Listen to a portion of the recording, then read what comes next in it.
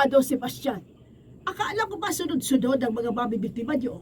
Ilang araw nang walang bangkay na dumadaan sa punerarya ko. Manahimik ka. Hindi ko inuutusang pumatay ang mga tauhan ko.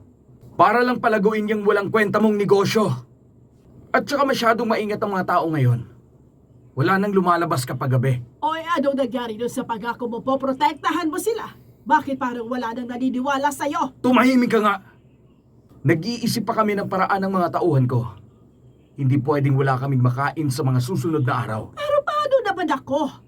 Kapag walang namamatay, wala rin kikitain ang punerarya ko. Wala akong pakialam sa negosyo mo. Hindi ako papayag na mawala ng kita ang negosyo ko. Hindi ako papayag na muli akong bumagsak.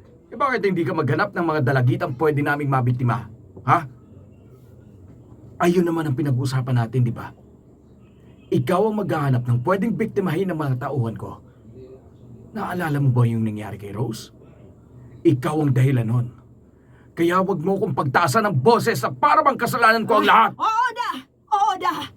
Ginagawa ko naman yan, pero sana maghanap din kayo ng pwedeng mabiktima. Hindi yung puro ako na lang ang lahat. Pare-pareho naman tayo nakikinabang. Inuutusan mo ba ako, ha? Aray, biniwan mo nga ako. Sinasabi ko lang naman kung ano ang mga kailangan natin gawin, ha? Pwes, wag ako ang pangunahan mo. Ay, Dahil pwedeng-pwede kitang patayin ngayon din! Diyos ko po. mukhang may tao.